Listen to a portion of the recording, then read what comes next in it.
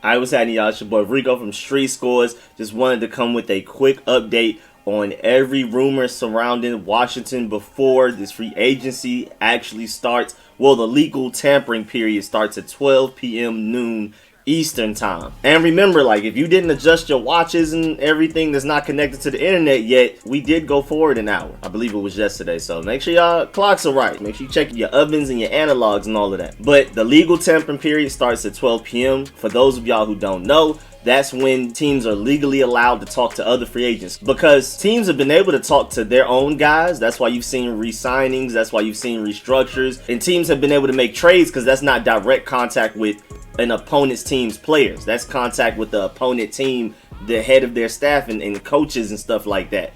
Now teams can actually talk to other teams' players, agents. Well, as of 12 p.m. So that's why everything is about to start going crazy and all of that. So get ready.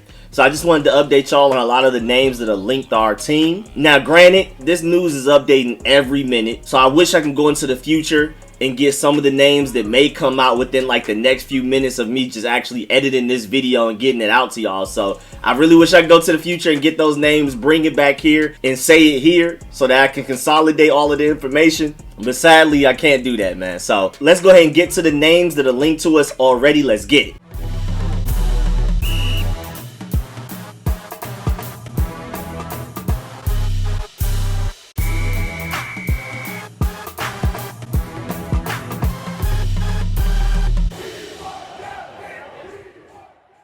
And this was something very interesting I saw on Twitter.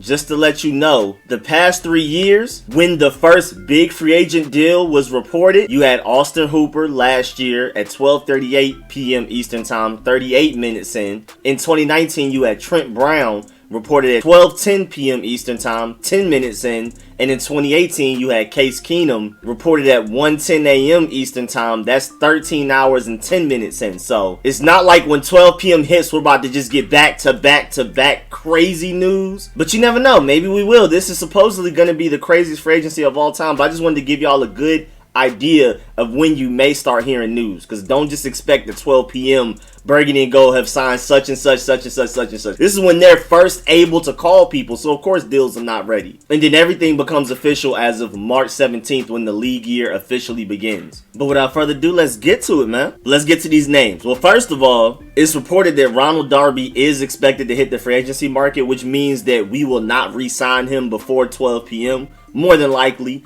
But he said he is open to staying in Washington. And I feel like the Burgundy and Gold feel the same way towards Ronald Darby. I think all of the problems right now just here lie in the money. Ronald Darby may be asking for more money than Ron Rivera and company are willing to give him. And probably even me too. He's probably trying to get cornerback number one money. And I mean, as much as I love Ronald Darby, I don't think he's cornerback number one money. It says that Darby and Washington have had talks, but the offer that Washington gave Darby has not blown Darby away yet. He's open to returning to Washington, but he wants to see what the market for him looks like. So I guess he wants to get a feel for how other teams value him. And then if nobody's offering crazy money, if everybody's offers are similar to Washington's, he'll probably just return here, even if it's for slightly less money, because he does want to play here again. And Jack Del Rio's defense is perfect for him. A defensive line that gets pressure the way it does is perfect for him. I honestly don't think he has the season he had last year without playing in Washington. Most other teams he would have played for, it wouldn't have been the same. It's the perfect storm. Great front four, great defensive coordinator, but also we don't have just this dominant corner that overshadows him. So it allows him to make plays. He led the league in pass breakups, and he has to know that this is the best situation for him possible. At least one of the best situations for him. Moving on, I know this doesn't really have much to do with Washington, but I did want to report, before we get deep into Washington, I wanted to report the fact that Alex Smith is rumored to be gaining interest from the Jaguars and Bears, which is very interesting. Not much to talk about there, but I just felt like since I saw that, I might as well mention that. But as far as Washington goes, our biggest name that we're attached to right now is Anthony Harris.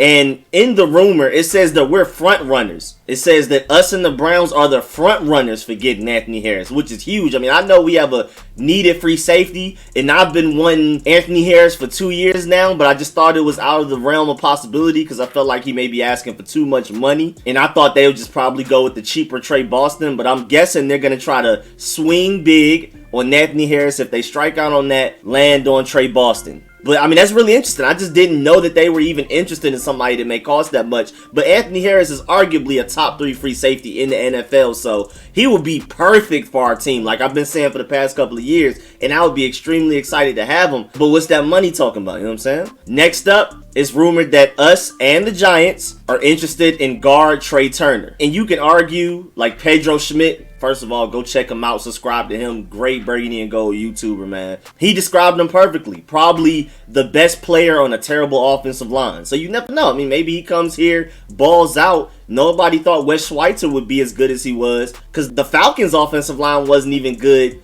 the year before we got him, and he was a backup on that offensive line. Then he came in and started for us on a top half of the league offensive line. So maybe we could do the same thing with Trey Turner. Our offensive line coach must just be the second coming of Bill Callahan, because I just don't know how we're doing it. And at this point, I just always have to give Ron Rivera and company the benefit of the doubt, because what they got out of J.D. McKissick, Logan Thomas, Cornelius Lucas, Wes Schweitzer, and Ronald Darby, all within the first year of signing those guys, I mean, nothing to complain about. Another name we're attached to is offensive tackle Russell Okung, and I'm not interested in this at all. He might be straight, but I'm pretty sure he's asking for way more money than what he deserves at all. I don't even really want him even for really cheap like that. So the potential of him asking for like decent money, I'm good on Russell Okung. I'm not a big fan of Russell Okung, me personally. I don't know. Again, same logic with Trey Turner. Our offensive line coach must be a genius, so maybe he could turn Russell Okung around. And maybe they want to have as much offensive line depth as possible. Let them compete for who's actually going to start. And then that way we can address other needs in the draft like linebacker, wide receiver. In my opinion, hopefully trade up for quarterback, all of that other stuff.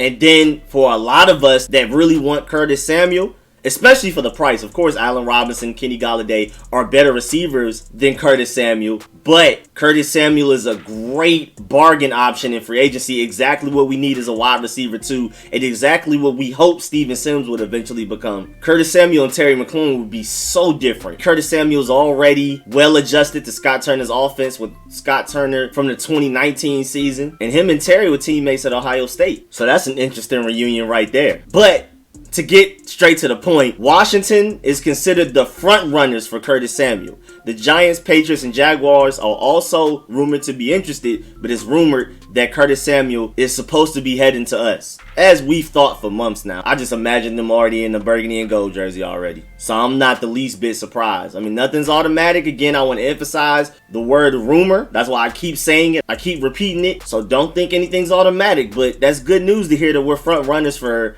a top 3 free safety and the exact receiver we need opposite of Terry McLaurin. Of course, it'd be nice to get a Kenny Golladay or Allen Robinson, who are better than Curtis Samuel, but for the price, I think it's perfect. Oh, a rumor I just saw while looking at my phone is that the Titans have pretty much already said goodbye to Corey Davis and Jonnu Smith.